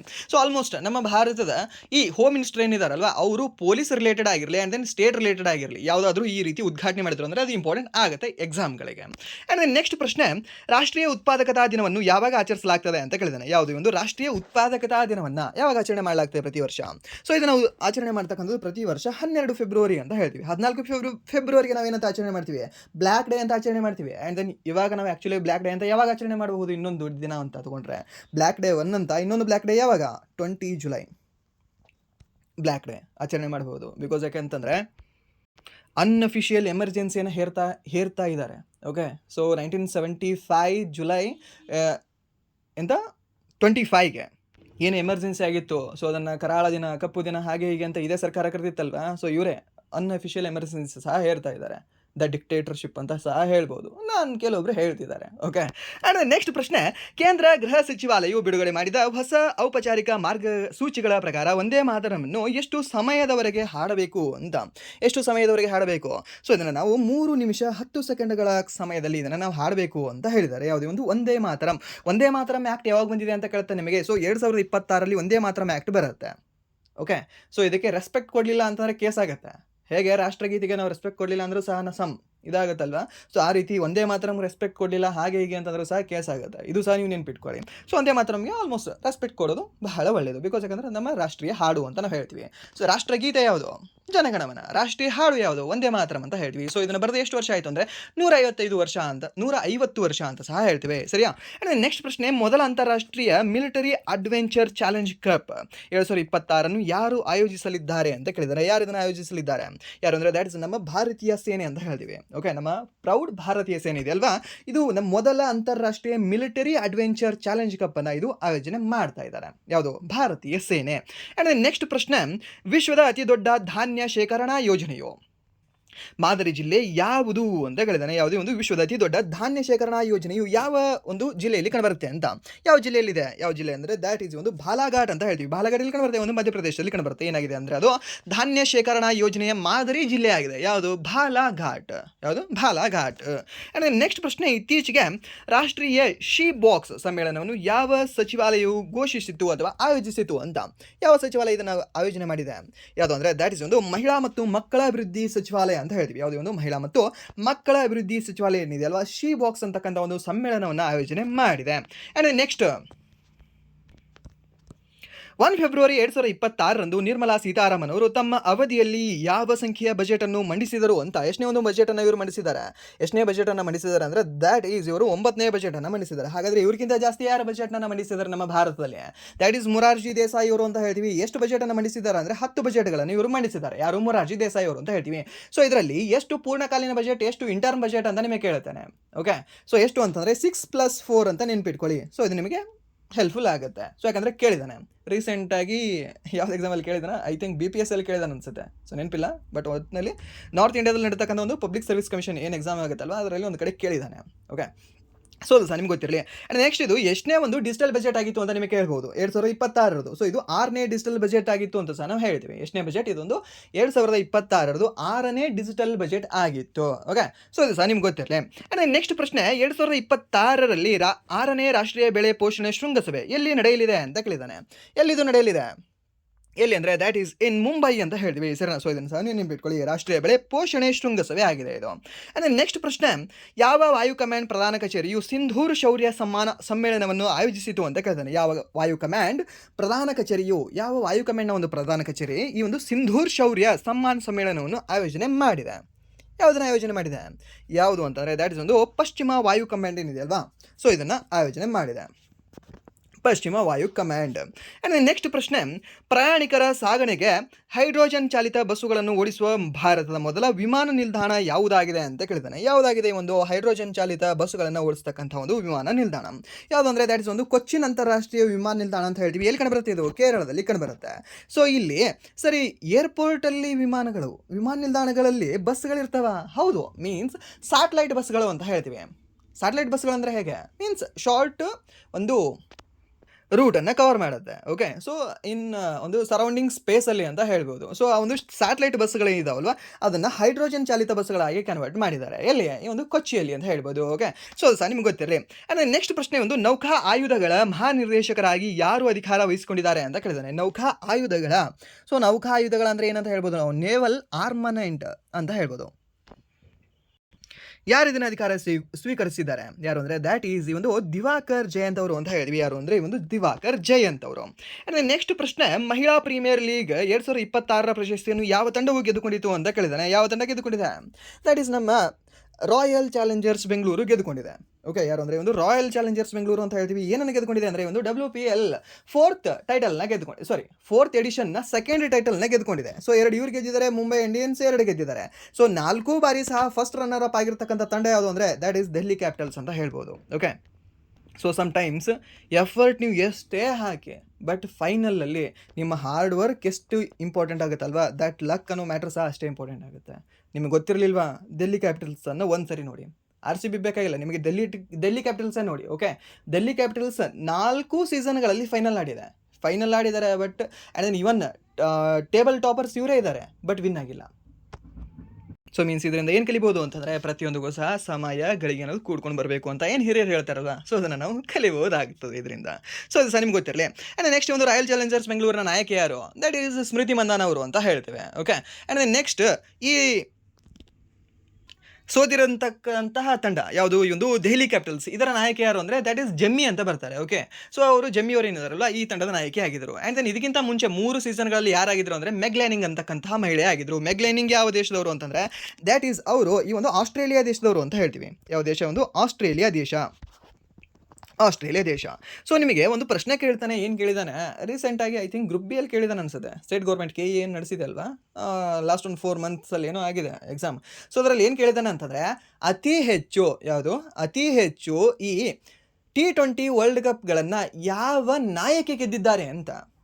ಯಾವ ನಾಯಕಿ ಅದು ಯಾರಂದರೆ ದ್ಯಾಟ್ ಈಸ್ ಮೆಗ್ ಲ್ಯಾನಿಂಗ್ ಅವರು. ಓಕೆ, 4 T20 ವರ್ಲ್ಡ್ ಕಪ್ಗಳನ್ನು ಗೆದ್ದಿದ್ದಾರೆ ಇವರು ಆ್ಯಸ್ ಕ್ಯಾಪ್ಟನ್ ಆಗಿ. ಆ್ಯಸ್ ಅ ಪ್ಲೇಯರ್ ಆಗಿ ಅತಿ ಹೆಚ್ಚು ಯಾರು ಗೆದ್ದಿದ್ದಾರೆ, ದ್ಯಾಟ್ ಈಸ್ ಈ ಎಲ್ಲಿಸ್ ಪೆರಿ ಅವರು ಅಂತ ಹೇಳ್ತೀವಿ. ಯಾರು ಒಂದು ಎಲ್ಲಿಸ್ ಪೆರಿ ಅವರು. ಎಷ್ಟು ಗೆದ್ದಿದ್ದಾರೆ, 5 ಗೆದ್ದಿದ್ದಾರೆ ಇವರು. ಯಾವುದು T20 world cup, and plus one day world cup 2 ಗೆದ್ದಿದ್ದಾರೆ. ಸೊ ಟೋಟಲಿ ಹೇಳೋದಾದರೆ 7 ವರ್ಲ್ಡ್ ಕಪ್ಗಳನ್ನು ಗೆದ್ದಿರ್ತಕ್ಕಂಥ ಪ್ಲೇಯರ್ ಅವರು ಅಂದರೆ ಎಲ್ಲಿಸ್ ಪೆರಿ ಅಂತ ಹೇಳ್ತೀವಿ. ಓಕೆ, ಸೊ ಇದನ್ನು ಕೇಳ್ತಾನೆ. ಆ್ಯಂಡ್ ನಿಮ್ಗೆ ಇನ್ನೊಂದು ಸಹ ಗೊತ್ತಿರಲಿ, ಈ ವುಮೆನ್ಸ್ ವರ್ಲ್ಡ್ ಕಪ್ ಏನಿದೆ ಅಲ್ವ, ವುಮೆನ್ಸ್ T20 ವರ್ಲ್ಡ್ ಕಪ್ ಇದರಲ್ಲಿ ಅತಿ ಹೆಚ್ಚು ಬಾರಿ ಮೀನ್ಸ್ 7 ಬಾರಿ ಯಾವ ತಂಡ ಗೆದ್ದಿದೆ ಅಂದರೆ ಇದೇ ಆಸ್ಟ್ರೇಲಿಯಾ ಟೀಮ್ ಗೆದ್ದಿದೆ. Okay, and next one day world ಕಪ್ಗೆ ಹೋಗುವ ಇವಾಗ 1973 ಸ್ಟಾರ್ಟ್ ಆಗುತ್ತೆ women's one day world cup. So ಅಲ್ಲಿಂದ ಇಲ್ಲಿವರೆಗೆ 13 ಎಡಿಷನ್ ಆಗಿದೆ, ಸರಿಯಾ. ಸೊ ಆ ಒಂದು 13 ಎಡಿಷನ್ಗಳಲ್ಲಿ ಅಗೇನ್ 7 ಎಡಿಷನ್ಗಳನ್ನು 7 ಒಂದು ಕಪ್ಗಳನ್ನು ಗೆದ್ದಿರ್ತಕ್ಕಂಥ ತಂಡ ಯಾವುದು ಅಂದರೆ ಆಸ್ಟ್ರೇಲಿಯಾ ತಂಡ. ಓಕೆ, ಸೊ ಅದು ಸಹ ಇಂಪಾರ್ಟೆಂಟ್ ಆಗ್ತದೆ. ಸೊ ಅದನ್ನು ಸಹ ನಿಮಗೆ ಕೇಳ್ತೇನೆ. ಆ್ಯಂಡ್ ನೆಕ್ಸ್ಟ್ ಆ ವುಮೆನ್ಸ್ ಒನ್ ಡೇ ವರ್ಲ್ಡ್ ಕಪ್ಪಲ್ಲಿ ಎಷ್ಟು ತಂಡಗಳು ಇಲ್ಲಿವರೆಗೆ ಈ ಕಪ್ಗಳನ್ನು ಗೆದ್ದಿದ್ದಾವೆ ಅಂತ ಕೇಳ್ತಾನೆ. ಟೋಟಲಿ 4 ತಂಡಗಳು ಗೆದ್ದಿದ್ದಾವೆ. ಯಾವ ತಂಡ ಗೆದ್ದಿರಬಹುದು? ಫಸ್ಟ್ ಒನ್ ಆಸ್ಟ್ರೇಲಿಯಾ 7 ಗೆದ್ದಿದೆ, ಹೌದು. ಆ್ಯಂಡ್ ದೆನ್ ಸೆಕೆಂಡ್ ಒನ್ ಯಾವುದು ಅಂತ ಹೇಳಿದ್ರೆ ದ್ಯಾಟ್ ಈಸ್ ನಮ್ಮ ಇಂಗ್ಲೆಂಡ್ ಅಂತ ಹೇಳ್ತೀವಿ. ಓಕೆ, ಸೊ ಈ ಒಂದು ಇಂಗ್ಲೆಂಡ್ ಏನಿದೆ ಅಲ್ವಾ 4 ಕಪ್ಗಳನ್ನು ಗೆದ್ದಿದೆ. ಸೊ ಥರ್ಡ್ ಒನ್ ಯಾವುದು ಅಂದರೆ ನ್ಯೂಜಿಲೆಂಡ್ ಅಂತ ಹೇಳ್ತೀವಿ. ಸೊ ಇದು 1 ಬಾರಿ ಗೆದ್ದಿದೆ. ಆ್ಯಂಡ್ ದೆನ್ ನೆಕ್ಸ್ಟ್ ಲಾಸ್ಟ್ ಯಾವುದು ಅಂದರೆ ಇಂಡಿಯಾ ಅಂತ ಹೇಳ್ತೀವಿ. ಸೊ ಇದು ಸಹ 1 ಬಾರಿ ಗೆದ್ದಿದೆ, ಇನ್ನು 2025ರಲ್ಲಿ. ಓಕೆ, ಸೊ ಎಷ್ಟಾಯಿತು ನಿಮಗೆ? 7, 4, 11, 12, 13 ಆಯ್ತಲ್ವ. ಓಕೆ, 13 ಎಡಿಷನ್ಗಳು ಆಗಿದ್ದಾವೆ. ಸೊ ಇದನ್ನ ನೆನ್ಪಿಟ್ಕೊಳ್ಳಿ, ಇದು ರೀಸೆಂಟಾಗಿ ಕೇಳಿರ್ತಕ್ಕಂಥ ಪ್ರಶ್ನೆ. ಸೊ ದ್ಯಾಟ್ಸ್ ವೈ ಅದು ನಿಮಗೆ ಮಿಸ್ ಆಗಬಾರ್ದು ಅಂತ ಹೇಳಿದೆ, ಅಡಿಷನಲ್ ಇನ್ಫಾರ್ಮೇಷನ್ ಆಗಿ. ಆ್ಯಂಡ್ ನೆಕ್ಸ್ಟ್ ಪ್ರಶ್ನೆ, ಭೂತಾನ್ ರಾಣಿ ಮಾತೆಯವರಿಗೆ 22ನೇ ಉಪೇಂದ್ರನಾಥ್ ಬ್ರಹ್ಮ ಸೋಲ್ಜರ್ ಆಫ್ ಹ್ಯುಮ್ಯಾನಿಟಿ ಪ್ರಶಸ್ತಿ 2025ರಿಂದ ಗೌರವಿಸಲಾಯಿತು. ಈ ಪ್ರಶಸ್ತಿಯನ್ನು ಯಾವ ಕ್ಷೇತ್ರದಲ್ಲಿ ನೀಡಲಾಗ್ತದೆ ಅಂತ ಇಲ್ಲೇ ಕೊಟ್ಟಿದ್ದಾರಲ್ವಾ, ಹ್ಯುಮ್ಯಾನಿಟಿ ಅಂದರೆ ಏನು? ಮಾನವೀಯ ಸೇವೆ ಅಂತ ಹೇಳ್ತೀವಿ, ಸಿಂಪಲ್. ಆ್ಯಂಡ್ ನೆಕ್ಸ್ಟ್ ಪ್ರಶ್ನೆ, ಈಜಿಪ್ಟ್ನ ರಾಜರ ಕಣಿವೆ ವ್ಯಾಲಿ ಆಫ್ ದ ಕಿಂಗ್ಸ್ನಲ್ಲಿ ಯಾವ ಪ್ರಾಚೀನ ಭಾರತೀಯ ಲಿಪಿಯ ಶಾಸನಗಳನ್ನು ಗುರುತಿಸಲಾಗಿದೆ ಅಂತ ಕೇಳ್ತಾನೆ. ಯಾವ ಒಂದು ಲಿಪಿಯನ್ನು ಗುರುತಿಸಲಾಗಿದೆ ಅಂತ. ಯಾವ ಲಿಪಿ ಅಂದರೆ ಈ ತಮಿಳ್ ಬ್ರಾಹ್ಮಿ ಲಿಪಿ ಅಂತ ಹೇಳಿದ್ವಿ. ಯಾವುದು ಅಂದರೆ ಒಂದು ತಮಿಳ್ ಬ್ರಾಹ್ಮಿ ಲಿಪಿ ಏನಿದೆ ಅಲ್ವಾ, ಸೊ ಈ ಒಂದು ಲಿಪಿಗಳನ್ನು ಗುರುತಿಸಲಾಗಿದೆ ಎಲ್ಲಿ? ವ್ಯಾಲಿ ಆಫ್ ದ ಕಿಂಗ್ಸಲ್ಲಿ. ಸೊ ಮೀನ್ಸ್ ನಮ್ಮ ತಮಿಳುನಾಡಿನ ಜನ ಏನಿದಾರಲ್ವ, ನಮ್ಮ ದಕ್ಷಿಣ ಭಾರತದ ಜನ ಈ ಈಜಿಪ್ಟ್ನೊಂದಿಗೆ ಯಾವಾಗಲೂ ಶತಮಾನಗಳ ಹಿಂದೆಯೇ ಅವ್ರ ಜೊತೆ ವ್ಯವಹಾರವನ್ನು ಹೊಂದಿದ್ರು ಅಂತ ಅದರ ಅರ್ಥ. ಓಕೆ, ಸೊ ಇದು ಸಹ ನಿಮ್ಗೆ ಗೊತ್ತಿರಲಿ. ಆ್ಯಂಡ್ ನೆಕ್ಸ್ಟ್ ಪ್ರಶ್ನೆ, ಭವ್ಯ ಭಾರತ್ ಭೂಷಣ ಪ್ರಶಸ್ತಿಯನ್ನು ಯಾವ ಸಂಸ್ಥೆಯು ಪ್ರಾರಂಭಿಸಿತು ಅಂತ ಕೇಳಿದಾನೆ. ಯಾವುದೇ ಒಂದು ಭವ್ಯ ಭಾರತ್ ಭೂಷಣ ಪ್ರಶಸ್ತಿ ಯಾರು ಇದನ್ನು ಆರಂಭ ಮಾಡಿದ್ದಾರೆ? ಯಾರು ಅಂದರೆ ದಟ್ಸ್ ಒಂದು ಈಶಾ ಫೌಂಡೇಶನ್ ಅವರು ಇದನ್ನು ಆರಂಭ ಮಾಡಿದ್ದಾರೆ. ಈಶಾ ಫೌಂಡೇಶನ್ ಚಿಕ್ಕಬಳ್ಳಾಪುರ. ಓಕೆ, ಕಂಡುಬರುತ್ತಲ್ವ ನಿಮಗೆ?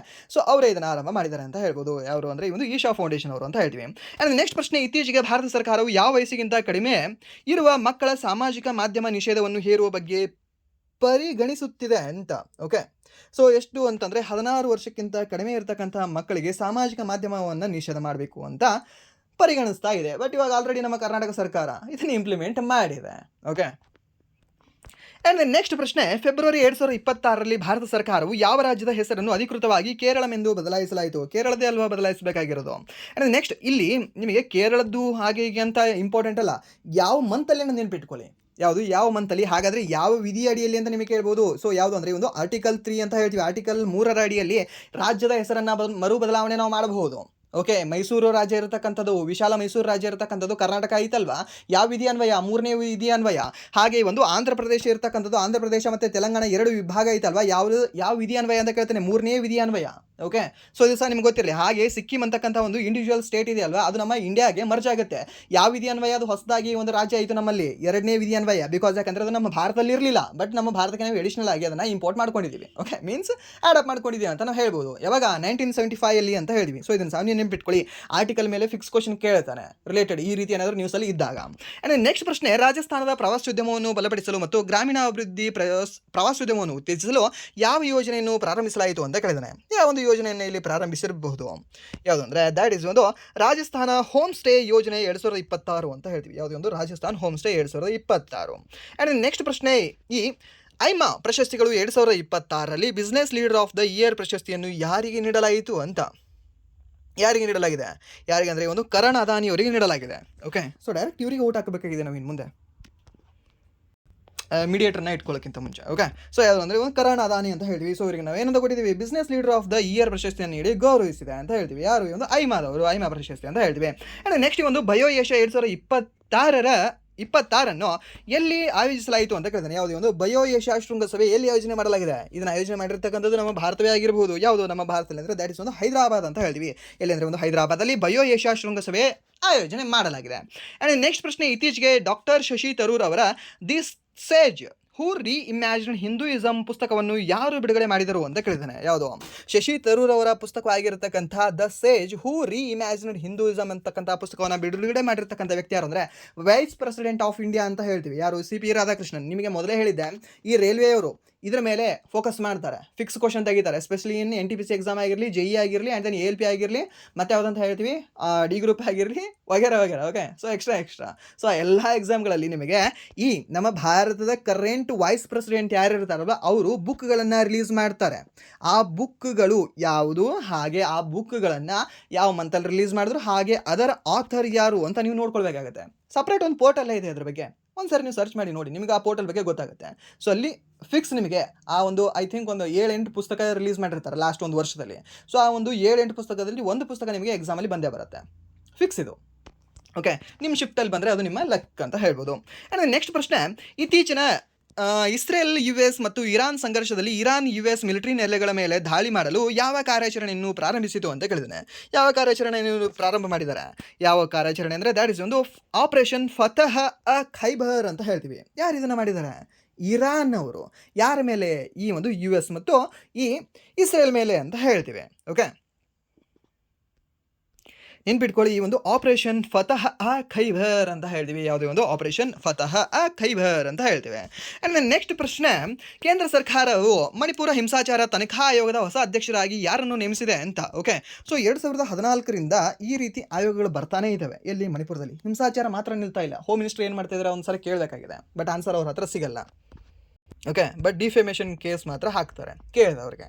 ಓಕೆ, ಸೊ ಇಲ್ಲಿ ಇದಕ್ಕೆ ನಮಗೆ ಆನ್ಸರ್ ನೋಡುವ. ಏನಿದೆ ಆನ್ಸರ್?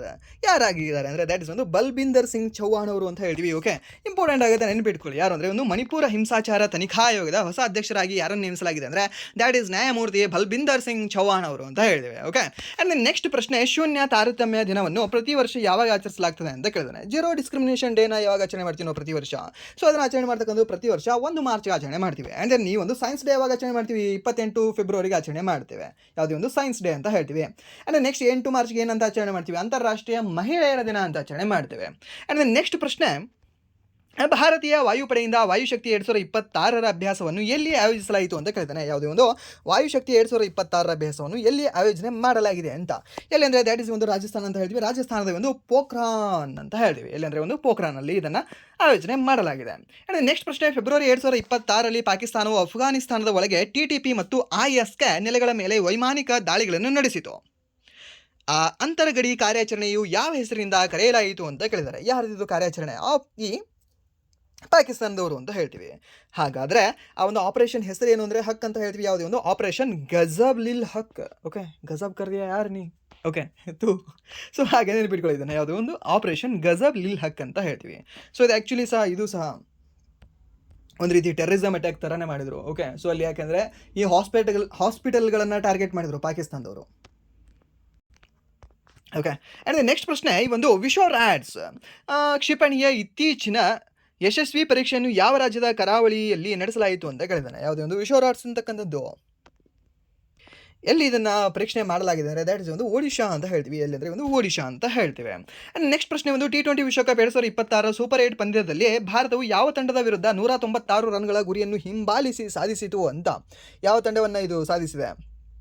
ಯಾವುದಂದ್ರೆ ಈ ಒಂದು ವೆಸ್ಟ್ ಇಂಡೀಸ್ ಅಂತ ಹೇಳ್ತೀವಿ. ಓಕೆ, ಸೊ ಇದು ಮ್ಯಾಚ್ ನೋಡಿದ್ರೆ ಮಾತ್ರ ಗೊತ್ತಿರುತ್ತೆ, ಬಟ್ ಈ ಕ್ವಶನ್ ಇಂಪಾರ್ಟೆಂಟ್ ಅಲ್ಲ. ಫೈನಲ್ ಇದನ್ನು ಬಿಟ್ಬಿಡಿ. ಓಕೆ, ಫೈನಲಲ್ಲಿ ನಮ್ಮ ಭಾರತ ದೇಶ ಗೆದ್ದಿದೆಯಾ? ಹೌದು ಗೆದ್ದಿದೆ. ಯಾರನ್ನ ಸೋಲಿಸಿ ಗೆದ್ದಿದೆ? ನ್ಯೂಜಿಲೆಂಡನ್ನು ಸೋಲಿಸಿ ಗೆದ್ದಿದೆ. ಓಕೆ, ಸೊ ಇದು ನಿಮ್ಗೆ ಗೊತ್ತಿರಲಿ ಸಾಕು. ಆ್ಯಂಡ್ ನೆಕ್ಸ್ಟ್ ಈ ಒಂದು ಫೈನಲಲ್ಲಿ ಮ್ಯಾನ್ ಆಫ್ ದ ಮ್ಯಾಚ್ ಯಾರಾಗಿದ್ದಾರೆ ಅದನ್ನು ನೋಡ್ಕೊಳ್ಳಿ. And next player of the series ಯಾರಾಗಿದ್ದಾರೆ ಅದನ್ನು ನೋಡ್ಕೊಳ್ಳಿ. ಆ್ಯಂಡ್ ಅತಿ ಹೆಚ್ಚು ರನ್ಗಳನ್ನು ಯಾರು ಬರೆಸಿದ್ದಾರೆ ಅದನ್ನು ನೋಡ್ಕೊಳ್ಳಿ. ಓಕೆ, ಫರ್ಹಾನ್ ಅಂತ ಏನೋ ಇದ್ದಾರಲ್ವಾ ಪಾಕಿಸ್ತಾನದವರು, ಅವರು. ನೆಕ್ಸ್ಟ್ ಅತಿ ಹೆಚ್ಚು ವಿಕೆಟ್ಗಳನ್ನು ಯಾರು ಪಡೆದುಕೊಂಡಿದ್ದಾರೆ? ಒಬ್ಬರೇ ಪಡ್ಕೊಂಡಿದ್ದಾರೆ ಅಥವಾ ಇಬ್ಬರ? ಯಾರು? ವರುಣ್ ಚಕ್ರವರ್ತಿ ಮತ್ತು ಜಸ್ಪ್ರೀತ್ ಬುಮ್ರಾ ಅವರ. ಸೊ ಅದನ್ನು ಸ್ವಲ್ಪ ನೋಡ್ಕೊಳ್ಳಿ. ಓಕೆ, ಆ್ಯಂಡ್ ನೆಕ್ಸ್ಟ್ ಅದರ ಅಂಬಾಸಿಡರ್ ಯಾರಾಗಿದ್ರು? ಈ ಒಂದು 10th ಎಡಿಷನ್ T20 ವರ್ಲ್ಡ್ ಕಪ್ದು ಅಂಬಾಸಿಡರ್, ಬ್ರ್ಯಾಂಡ್ ಅಂಬಾಸಿಡರ್ ಅಂತ ಹೇಳ್ತೀವಿ. ಸೊ ಯಾರಾಗಿದ್ರು? ಒಂದ್ಸರಿ ನೀವು ಗೂಗಲ್ ಮಾಡ್ಕೊಳ್ಳೋದು ಅದನ್ನು ನೋಡ್ಕೊಳ್ಳಿ, ಯಾಕಂದರೆ ಇದನ್ನು ಆಲ್ರೆಡಿ ನಿಮಗೆ ಹೇಳಿದ್ದೀನಿ. ಆ್ಯಂಡ್ ನೆಕ್ಸ್ಟ್ ಪ್ರಶ್ನೆ, ಇತ್ತೀಚೆಗೆ ಸರ್ಕಾರವು ಸಿಮ್ ಬೈಂಡಿಂಗ್ ನಿಯಮವನ್ನು ಯಾವ ದಿನಾಂಕದಿಂದ ಜಾರಿಗೊಳಿಸಿದೆ ಅಂತ ಕೇಳಿದಾನೆ. ಯಾವುದೇ ಒಂದು ಸಿಮ್ ಬೈಂಡಿಂಗ್ ನಿಯಮವನ್ನು ಯಾವ ಒಂದು ದಿನಾಂಕದಿಂದ ಜಾರಿಗೊಳಿಸಿದೆ ಅಂತ. ಯಾವ ದಿನಾಂಕ ಅಂದರೆ 1 ಮಾರ್ಚಿಂದ ಇದನ್ನು ಜಾರಿಗೊಳಿಸಿದೆ. ಆ್ಯಂಡ್ ನೆಕ್ಸ್ಟ್ ಪ್ರಶ್ನೆ, ಇತ್ತೀಚೆಗೆ 2,51,446 ಸಸಿಗಳನ್ನು ನೆಟ್ಟು ಗಿನ್ನಿಸ್ ವಿಶ್ವ ದಾಖಲೆಯನ್ನು ಯಾವ ನಗರವು ಸ್ಥಾಪಿಸಿತು ಅಂತ ಕೇಳಿದಾನೆ. ಯಾವ ನಗರ ಇದನ್ನು ಸ್ಥಾಪಿಸಿದೆ ಅಂದರೆ ದ್ಯಾಟ್ ಇಸ್ ಒಂದು ವಾರಣಾಸಿ ಅಂತ ಹೇಳ್ತೀವಿ. ಯಾವುದು ಅಂದರೆ ಒಂದು ವಾರಣಾಸಿ. ಆ್ಯಂಡ್ ನೆಕ್ಸ್ಟ್ ಪ್ರಶ್ನೆ, ಇತ್ತೀಚೆಗೆ ಪ್ರಧಾನಮಂತ್ರಿ ನರೇಂದ್ರ ಮೋದಿ ಅವರು ಪುದುಚೇರಿಯಲ್ಲಿ ಎಷ್ಟು ಕೋಟಿ ರೂಪಾಯಿಗಳಿಗಿಂತ ಹೆಚ್ಚಿನ ಅಭಿವೃದ್ಧಿ ಯೋಜನೆಗಳಿಗೆ ಶಂಕುಸ್ಥಾಪನೆ ಮಾಡಿದರು ಅಂತ ಕೇಳಿದಾನೆ. ಸೊ ಎಷ್ಟು ಕೋಟಿ? ಎಷ್ಟು ಅಂದರೆ ಒಂದು 2,700 ಕೋಟಿ ಅಪ್ರಾಕ್ಸ್ ಮಾಡಿದ್ದಾರೆ.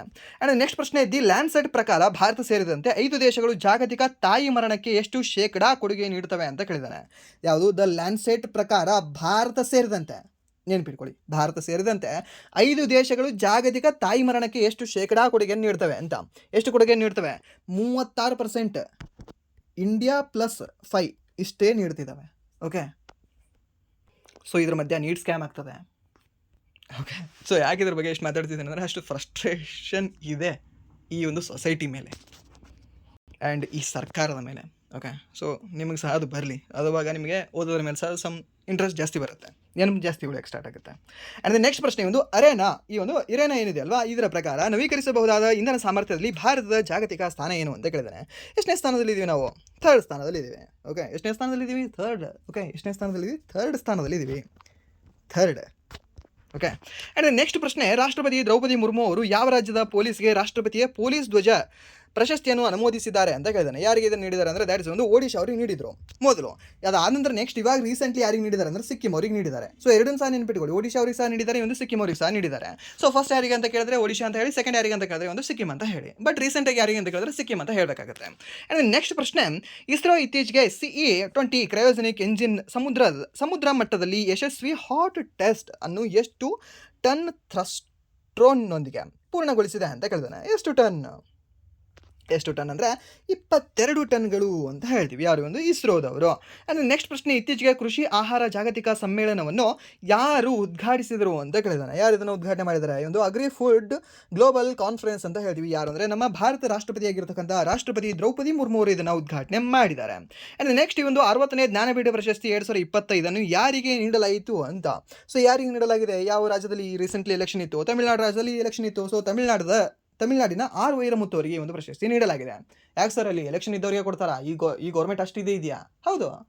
ಈ ಪದ್ಮ ಅವಾರ್ಡ್ಗಳನ್ನು ನೀವು ನೋಡಿ, ಪದ್ಮ ಅವಾರ್ಡ್ಗಳು ಈ ಬಾರಿ ಈ ಒಂದು ಪದ್ಮಭೂಷಣನೇ ನೋಡಿ, ಪದ್ಮಭೂಷಣಕ್ಕೆ ಪದ್ಮವಿಭೂಷಣ ನೋಡಿ. ವಿಭೂಷಣದಲ್ಲಿ 3 ಜನ ನಿಮಗೆ, 5 ಜನದಲ್ಲಿ 3 ಜನ ನಿಮಗೆ ಕೇರಳದವರು ಸಿಗ್ತಾರೆ. ಓಕೆ, ಥಾಮಸ್ ಅವರಾಗಿರಲಿ, ಸರ್ ಆಗಿರಲಿ. ಓಕೆ, ಸೊ ಮೀನ್ಸ್ 3 ಜನ ಕೇರಳದವರು. ಹೇಗೆ? ಎಲೆಕ್ಷನ್ ಇದೆ. ಓಕೆ, ಫೈನಲ್ ಅಷ್ಟೇ. ಆ್ಯಂಡ್ ನೆಕ್ಸ್ಟ್ ಇಲ್ಲಿ ನೆನ್ಪಿಟ್ಕೊಳ್ಳಿ, ಯಾರು ಅಂದರೆ R ವೈರಮುತ್ತು. ಇವರು ಎಷ್ಟನೇ ತಮಿಳುನಾಡಿನ ವ್ಯಕ್ತಿ ಅಂದರೆ 3ನೇ ತಮಿಳುನಾಡಿನ ವ್ಯಕ್ತಿ. ಹಾಗಾದರೆ ಅತಿ ಹೆಚ್ಚು ಯಾವ ಭಾಷೆಯ ಒಂದು ಕೃತಿಗಳಿಗೆ ಈ ಒಂದು ಜ್ಞಾನಪೀಠ ಪ್ರಶಸ್ತಿ ಸಿಕ್ಕಿದೆ? ಹಿಂದಿ ಭಾಷೆಗೆ ಅಂತ ಹೇಳ್ತೀವಿ. ಟೋಟಲಿ ಎಷ್ಟು? 12 ಸಿಕ್ಕಿದೆ ಅಲ್ವಾ? 12. ನಮ್ಮ ಕರ್ನಾಟಕದಲ್ಲಿ ಎಷ್ಟು ಸಿಕ್ಕಿದ್ದಾವೆ? ಕನ್ನಡ ಜ್ಞಾನಪೀಠ ಸೊ 8ಕ್ಕೆ ಸಿಕ್ಕಿದ್ದಾವೆ. ಓಕೆ, ಸೊ ಅದು ಸಹ ನಿಮ್ಗೆ ಗೊತ್ತಿರಲಿ. ಕೊನೆಯದವರು ಯಾರು? ಚಂದ್ರಶೇಖರ್ ಕಂಬಾರ್ ಅವರು ಅಂತ ಹೇಳ್ತೇವೆ. ಓಕೆ, ಸೊ ಅದು ಸಹ ನಿಮಗೆ ಕೇಳೋ ಚಾನ್ಸಸ್ ಇರುತ್ತೆ ನಮ್ಮ ಕರ್ನಾಟಕದವರು. ಆ್ಯಂಡ್ ದೆನ್ ನೆಕ್ಸ್ಟ್ ಕುವೆಂಪು ಅವರು ಫಸ್ಟ್ ವ್ಯಕ್ತಿ 1967. ಓಕೆ, ಆ್ಯಂಡ್ ನೆಕ್ಸ್ಟ್ ಯಾವುದು ಅಂತಂದರೆ ಶಂಕರ್ ಕುರುಪ್ ಅವರಿಗೆ, ಅವರು ಮೊದಲ ವ್ಯಕ್ತಿ ಈ ಒಂದು ಜ್ಞಾನಪೀಠ ಪ್ರಶಸ್ತಿಯನ್ನು ಪಡೆದುಕೊಂಡಿರ್ತಕ್ಕಂಥ ವ್ಯಕ್ತಿ. ಸೊ ಇದರಲ್ಲಿ ವಿನ್ನಿಂಗ್ ಅಮೌಂಟ್ ಎಷ್ಟಿದೆ ಅಂತ ಕೇಳ್ತಾನೆ. 11 ಲಕ್ಷ ಇದೆ. ಸೊ ಕೆಲವೊಂದು ಬುಕ್ಗಳಲ್ಲಿ 12 ಲಕ್ಷ ಅಂತ ಕೊಟ್ಟಿದ್ದಾರೆ. ಓಕೆ, ಕನ್ಫ್ಯೂಷನ್ ಆಗಬೇಡಿ, ಬಟ್ ಅಫಿಷಿಯಲ್ ನೀವು ಬೇಕಾದರೆ ವೆಬ್ಸೈಟ್ನ ಚೆಕ್ ಮಾಡ್ಕೊಳ್ಳಿ. 11 ಲಕ್ಷ ಅಂತ ಇದೆ ಅಲ್ಲಿ. ಓಕೆ, 11 ಲಕ್ಷ ಕೊಡ್ತಾರೆ. ಹಾಗೆ ವಾಗ್ದೇವಿಯ ಒಂದು ಮೂರ್ತಿ ಸಹ ಕೊಡ್ತಾರೆ. ವಾಗ್ದೇವಿ ಅಂದರೆ ನಾವೇನಂತ ಹೇಳ್ತೀವಿ? ಮಾತೆ. ಸರಸ್ವತಿ ಮಾತೆ ಅಂತ ಹೇಳ್ತೀವಿ. ಓಕೆ, ಸೊ ಅದನ್ನು ಸಹ ನೀವು ನೆನ್ಪಿಟ್ಕೊಳ್ಳಿ. ಆ್ಯಂಡ್ ನೆಕ್ಸ್ಟ್ ಈ ಒಂದು 59ನೇದು, ಸಾರಿ 59 ಯಾರಿಗೆ ಕೊಟ್ಟಿದ್ದಾರೆ? ವಿನೋದ್ ಕುಮಾರ್ ಶುಕ್ಲಾ ಅವರಿಗೆ ಕೊಟ್ಟಿದ್ದಾರೆ. 59ನೇ ಜ್ಞಾನಪೀಠ ಪ್ರಶಸ್ತಿ ಯಾರಿಗೆ ಅಂತಂದರೆ ವಿನೋದ್ ಕುಮಾರ್ ಶುಕ್ಲಾ ಅವರಿಗೆ. ಸೊ ಇವರು ಛತ್ತೀಸ್ಗಢದ ಮೊದಲ ವ್ಯಕ್ತಿ ವಿನೋದ್ ಕುಮಾರ್ ಶುಕ್ಲಾ ಅವರು. ಹಾಗಾದರೆ 58ನೇದು ಯಾರು ಅಂತ ಕೇಳ್ತಾನೆ, ಯಾರು ಅಂದರೆ ಒಂದು ರಾಮ್ ಭದ್ರಾಚಾರ್ಯ ಅವರು, ಆ್ಯಂಡ್ ಇನ್ನೊಂದು ಯಾರು ಅಂದರೆ ಈ ಒಂದು ಗುಲ್ಜಾರ್ ಅವರು. ಓಕೆ, ಯಾರು ಅಂತ ಹೇಳ್ತೀವಿ? ಗುಲ್ಜಾರ್ ಅವರು ಅಂತ ಹೇಳ್ತೀವಿ. ಸೊ 58, 59, 60 ಮೂರು ನೆನಪಿಟ್ಕೊಳ್ಳಿ. ಯಾಕಂದರೆ ನಮಗೆ ಕಾಲಾನುಕ್ರಮದಲ್ಲಿ ಕೇಳ್ಬೋದಲ್ವಾ, ಇಲ್ಲಾಂದರೆ 58, 59, 60 ಯಾವುದು ಹೊಂದಿಸಿ ಬರೆಯಿರಿ ಅಂತ ಕೇಳ್ಬೋದಲ್ಲ. ಸೊ ಅದಕ್ಕೆ ನಿಮಗೆ ಹೇಳಬೇಕಾಗಿರುತ್ತೆ. ಆ್ಯಂಡ್ ನೆಕ್ಸ್ಟ್ ಪ್ರಶ್ನೆ, ರಾಷ್ಟ್ರೀಯ ಲಸಿಕಾ ದಿನವನ್ನು ಯಾವಾಗ ಆಚರಿಸಲಾಗ್ತದೆ ಅಂತ ಕೇಳಿದ್ದೇನೆ. ರಾಷ್ಟ್ರೀಯ ಲಸಿಕಾ ದಿನ ಯಾವಾಗ ಆಚರಣೆ ಮಾಡ್ತೀವಿ ನಾವು ಪ್ರತಿ ವರ್ಷ? ಇದನ್ನು ನಾವು 16 ಮಾರ್ಚ್ಗೆ ಆಚರಣೆ ಮಾಡ್ತೀವಿ. ಯಾವಾಗ? ಇಂದು 16 ಮಾರ್ಚ್ ಅಂತ ಹೇಳ್ತೀವಿ. ಆ್ಯಂಡ್ ನೆಕ್ಸ್ಟ್ ಒಂದು CSIR smart village mission mode ಯೋಜನೆ ಅಡಿಯಲ್ಲಿ ಒಡಿಶಾದ ಮೊದಲ ಸ್ಮಾರ್ಟ್ ಗ್ರಾಮವಾಗಲು ಯಾವ ಗ್ರಾಮವನ್ನು ಆಯ್ಕೆ ಮಾಡಲಾಗಿದೆ ಅಂತ ಕೇಳಿದ್ದೇನೆ.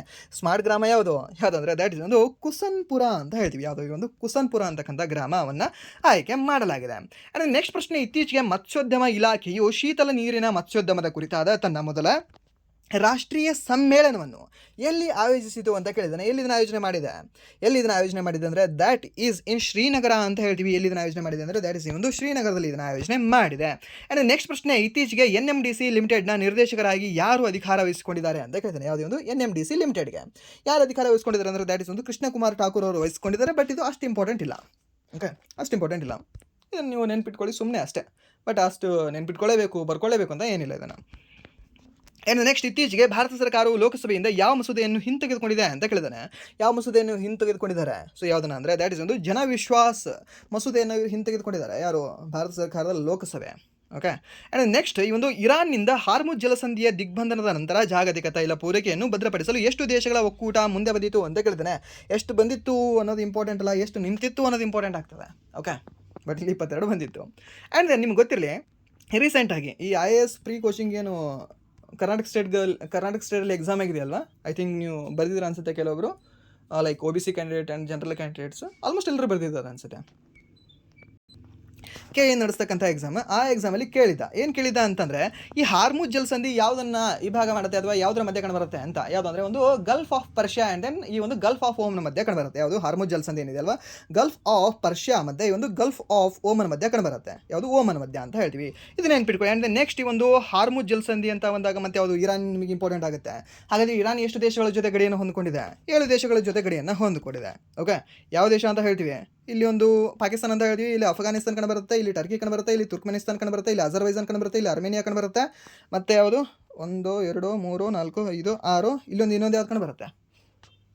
ಇರಾಕ್ ಕಂಡುಬರುತ್ತೆ. ಓಕೆ, ಇದು ನೆನ್ಪಿಟ್ಕೊಳ್ಳಿ. 7 ರಾಷ್ಟ್ರಗಳ ಜೊತೆ ಇದು ಗಡಿಯನ್ನು ಹೊಂದಿಕೊಂಡಿದೆ. ಸರ್, ಹಾಗಾದರೆ ಇಲ್ಲಿ ಗ್ಯಾಪ್ ಇದೆಯಲ್ಲ, ಇಲ್ಲೇನಿದೆ ಅಂದರೆ ಅಲ್ಲಿ ಕ್ಯಾಸ್ಪಿಯನ್ ಸಿ ಇದೆ. ಓಕೆ, ಆ್ಯಂಡ್ ನೆಕ್ಸ್ಟ್ ಈ ಒಂದು ಇನ್ನೊಂದು ಏನು ಕೇಳಿದ್ದ?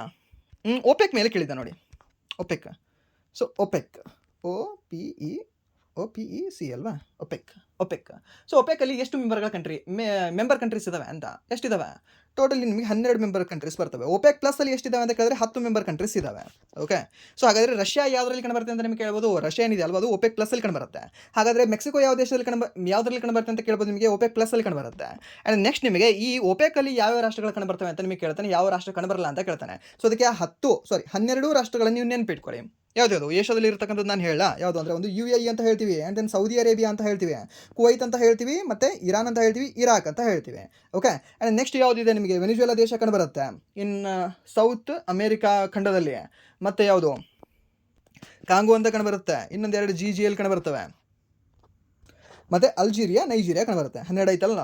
ಓಕೆ, 12 ನೀವು ನೆನ್ಪಿಟ್ಕೊಳ್ಳಿ, ಈಸಿಯಾಗಿ ನೆನಪುಳಿತದೆ. ಆ್ಯಂಡ್ ನೆಕ್ಸ್ಟ್ ಪ್ರಶ್ನೆ, ಭಾರತವು ಸತತ 2ನೇ ವರ್ಷ ಯಾವ ಕಲ್ಲಿದ್ದಲು ಉತ್ಪಾದನಾ ಮೈಲಿಗಲ್ಲನ್ನು ಸಾಧಿಸಿದೆ ಅಂತ ಕೇಳಿದ್ದಾನೆ. ಯಾವುದನ್ನು ಸಾಧಿಸಿದೆ ನಮ್ಮ ಭಾರತ? ಸೊ ಯಾವುದನ್ನು ಸಾಧಿಸಿದೆ ಅಂದರೆ 1 ಶತಕೋಟಿ ಟನ್ ಕಲ್ಲಿದ್ದಲು ಉತ್ಪಾದನವನ್ನು ಇದು ಸಾಧನೆ ಮಾಡಿದೆ. ಹಾಗಾದರೆ ಕಲ್ಲಿದ್ದಲು ಉತ್ಪಾದನೆಯಲ್ಲಿ ಇವಾಗ ಪ್ರಸ್ತುತ ಯಾವ ಒಂದು ರಾಜ್ಯ ಟಾಪಲ್ಲಿದೆ ಅಂತ? ಯಾವ ರಾಜ್ಯ ಅಂದರೆ ದ್ಯಾಟ್ ಇಸ್ ಒಡಿಶಾ ಟಾಪಲ್ಲಿದೆ. ಓಕೆ, ಒಡಿಶಾ. ಸೊ ಒಡಿಶಾದಲ್ಲಿ ತಾಲ್ಚೇರ್ ಕಂಡುಬರುತ್ತಾ? ಅದು ತಾಲ್ಚೇರ್ ಕಂಡುಬರುತ್ತೆ, ನೆನಪಿಟ್ಕೊಳ್ಳಿ. ಹೊಂದಿಸಿವರಲ್ಲಿ ಅದು ಸಹ ರೀಸೆಂಟಾಗಿ ಕೇಳ್ತಾನೆ. ಆ್ಯಂಡ್ ನೆಕ್ಸ್ಟ್ ಈ ಒಂದು ಕ್ಲಾಸಿನ ಕೊನೆಯ ಪ್ರಶ್ನೆ ಅಂತ ಹೇಳ್ಬೋದು. ಏನು ಅಂದರೆ ಮಹಿಳಾ T20 ಕ್ರಿಕೆಟ್ನಲ್ಲಿ ಶತಕ ಗಳಿಸಿದ ಅತ್ಯಂತ ಕಿರಿಯ ಆಟಗಾರ್ತಿ ಯಾರಾದರು ಅಂತ? ಯಾರಾಗಿದ್ದಾರೆ? Women's T20 world cup almost ಪ್ರಶ್ನೆ ಬರ್ತದೆ ಇಲ್ಲಿಂದ. ಸೊ ಯಾರಿಗಿದ್ದಾರೆ ಅಂದರೆ ದ್ಯಾಟ್ ಇಸ್ ಒಂದು ಫ್ಯಾನಿ ಉತ್ಹಾಗು ಶಿಮಿ ನಿಂಡೆ ಅಂತ ಹೇಳ್ತೀವಿ. ಯಾವ ಒಂದು ದೇಶದವರು? ಇವರು ಬ್ರೆಜಿಲ್ ದೇಶದವರಾಗಿದ್ದಾರೆ. ಇವರು T20 ಇಂಟರ್ನ್ಯಾಷನಲ್. ಅಂದರೆ ಏನಂದರೆ ಇಂಟರ್ನ್ಯಾಷನಲ್ ಅಂತ ಹೇಳ್ತೀವಿ. ಬಟ್ ಇದು ವರ್ಲ್ಡ್ ಕಪ್ಪಲ್ಲಿ ಇವರು ಮಾಡಿಲ್ಲ. ಬಟ್ ನಾರ್ಮಲಾಗಿ ಬೇರೆ ಒಂದು T20 ಇಂಟರ್ನ್ಯಾಷನಲ್ ಆಡುವಾಗ ಇವರು ಅತ್ಯಂತ ಕಿರಿಯ ಆಟಗಾರ್ತಿಯಾಗಿದ್ದಾರೆ. ಶತಕವನ್ನು ಗಳಿಸ್ತಕ್ಕಂಥ ಆಟಗಾರ್ತಿ. ಬಟ್ T20I ವರ್ಲ್ಡ್ ಕಪ್ ಮೇಲೆ ನಿಮ್ಗೆ ಫಿಕ್ಸ್ ಕ್ವಶನ್ ಕೇಳ್ತಾನೆ, ಫಿಕ್ಸ್ 100% ಕ್ವಶನ್ ಬರುತ್ತೆ, ಅದ್ರ ಮೇಲೆ ನೋಡ್ಕೊಳ್ಳಿ. ಓಕೆ. ಆ್ಯಂಡ್ ನೆಕ್ಸ್ಟ್ ಇಲ್ಲಿ ನಿಮ್ಗೊಂದು ಹೋಮ್ವರ್ಕ್ ಪ್ರಶ್ನೆ ಸಹ ಕೊಡಬೇಕಾಗಿತ್ತಲ್ವ, ಏನು ಅಂತಂದರೆ ಅಮೇರಿಕಾದ ಸ್ವಾತಂತ್ರ್ಯದ 250ನೇ ವಾರ್ಷಿಕೋತ್ಸವದ ಸ್ಮರಣಾರ್ಥ ಬಿಡುಗಡೆಯಾದ ನಾಣ್ಯದ ಮೇಲೆ ಯಾರ ಚಿತ್ರವಿರಲಿದೆ ಅಂತ ಕೇಳಿದ್ದಾನೆ. ಓಕೆ. ಸೊ ಇಲ್ಲಿ ಯಾರ ಚಿತ್ರ ಇವಿರಲಿದೆ? Donald Trump, Joe Biden, Abraham Lincoln, George Washington ಅವರು ಅಂತ ಕೊಟ್ಟಿದ್ದಾರೆ. ಸೊ ಇದನ್ನು ಹೋಮ್ವರ್ಕ್ ಪ್ರಶ್ನೆಯಾಗಿ ತಗೊಳ್ಳಿ. ಆ್ಯಂಡ್ ಈ ಒಂದು ಹೋಮ್ವರ್ಕ್ ಪ್ರಶ್ನೆಗೆ ನೀವು ಕಾಮೆಂಟ್ ಮೂಲಕ ಉತ್ತರವನ್ನು ತಿಳಿಸಿ ಅಂತ ಹೇಳ್ತಾ, ಹಾಗೆ ಇದರಲ್ಲಿ ಕೆಲವೊಬ್ಬರಿಗೆ ಅನ್ನಿಸ್ತಿರ್ಬೋದು, ಸರ್ ಇದು ಕ್ಲಾಸ್ ಇದೆಯಲ್ಲ, ಎಜುಕೇಷನಲ್ಲಿ ಇದೆಯಲ್ಲ, ಸೊ ಇಲ್ಲಿ ಯಾಕೆ ಪೊಲಿಟಿಕ್ಸ್, ಸೊ ಇಲ್ಲಿ ಯಾಕೆ ಇದನ್ನು ನೀವು ಎಕ್ಸ್ಟ್ರಾ ಹೇಳ್ತಿದ್ದೀರಾ ಅಂತ. ಓಕೆ. ಸೊ ಇವಾಗ ನೀವಿಲ್ಲ ಅಂತಂದರೆ ಯಾರು ಮಾಡಬೇಕು ಅಂತ ಮುಗೀತು. ಇವಾಗ ಹಳೆ ತಲೆಗಳದ ಪೆರೇಡ್ ಎಲ್ಲ ಮುಗೀತು. ಓಕೆ. ಅವ್ರು ಇನ್ನೂ ಕೆಲವು ದಿನದಲ್ಲಿ ಹೋಗ್ತಾರೆ. ಇವಾಗ ದೇಶವನ್ನು ಮುನ್ನಡೆಸಬೇಕಾಗಿರ್ತಕ್ಕಂಥವ್ರು ಯಾರು? ಓಕೆ. ದ ಯೂತ್ಸ್ ಅಂತಲೇ ಹೇಳ್ಬೋದು ಇವಾಗ. Okay. The Gen Z generation, the alpha generation, so ಇವರೇ ಇವಾಗ ಮುನ್ನಡೆಸಬೇಕಾಗಿರ್ತಕ್ಕಂಥ ವ್ಯಕ್ತಿ. ಆ್ಯಂಡ್ ದೆನ್ ಮಿಲಿಯನಲ್ ಅಂತ ಹೇಳ್ಬೋದು. ಸೊ ಇವರನ್ನ ಹೊರತಾಗಿ ಮತ್ತು ಯಾರು ಈ ಒಂದು ರೆಸ್ಪಾನ್ಸಿಬಿಲಿಟಿ ತೊಗೊಳ್ಬೇಕು? ಆ್ಯಂಡ್ ಇನ್ನೊಂದೇನು ಅಂತಂದರೆ, ಇದೆಲ್ಲ ತಲೆ ಹಾಕ್ಕೊಂಡ್ರೆ ಓದೋದೆಲ್ಲಿ ಹೋಗ್ತದೆ ಅಂತ. ಓಕೆ. ಸೊ ನಾನು ಹೇಳೋದೇನು ಅಂತಂದರೆ, ಈ ಬ್ರೈನ್ ಏನಿದೆಯಲ್ವಾ, ಸೊ ಇದು just 1 TB and then 1 petabyte ಏನೂ ಇಲ್ಲ, ಇದು ಇಷ್ಟೇ ಸ್ಟೋರೇಜ್ ಇಲ್ಲ. ಓಕೆ. ಸೊ ನೀವು ಕಂಪ್ಲೀಟಾಗಿ ನೀವು ಜೀವನ ಪರ್ಯಂತ ಸಹ ನಿಮ್ಮ ಒಂದು ಮೆಮ್ರಿನ, ನಿಮ್ಮ ಒಂದು ಮೈಂಡಲ್ಲಿರ್ತಕ್ಕಂಥ ಸೆರೆಬ್ರಮಲ್ಲಿರ್ತಕ್ಕಂಥ ಮೆಮ್ರಿನ ನೀವು ಫಿಲ್ ಮಾಡಿದ್ರೂ ಅದು ಕಂಪ್ಲೀಟಾಗಿ ಫಿಲ್ ಆಗಲ್ಲ. ಈವನ್ 1% ಸಹ ನೀವು ಫಿಲ್ ಮಾಡೋಕ್ಕೆ ಸಾಧ್ಯನೇ ಇಲ್ಲ. ಇದು ನೆನಪುಳಿತದೆ, ಅದು ನೆನಪುಳಿಲ್ಲ, ಅಂತ ಏನು ಸಹ ಇಲ್ಲ. ಓಕೆ. ಸೊ ಎಷ್ಟಾಗುತ್ತೆ ಅಷ್ಟು ಚೆನ್ನಾಗಿ ಓದಿ, ಆ್ಯಂಡ್ ದೆನ್ ಎಷ್ಟಾಗುತ್ತೆ ಅಷ್ಟು ಸೊಸೈಟಿಗೆ ಸಹ ನಿಮ್ಮಿಂದ ಕೊಡೋದನ್ನು ಮಾಡಿ. ಓಕೆ. ಸೊ ಎಷ್ಟು ಹೇಳ್ತಾ, ಆ್ಯಂಡ್ ದೆನ್ ಇಷ್ಟನ್ನೇ ನಿಮಗೆ ಕೇಳ್ತಾ ವಿಡಿಯೋನ ಇಲ್ಲಿಗೆ ಎಂಡ್ ಮಾಡ್ತಾಯಿದ್ದೀನಿ. Once again thank you so much.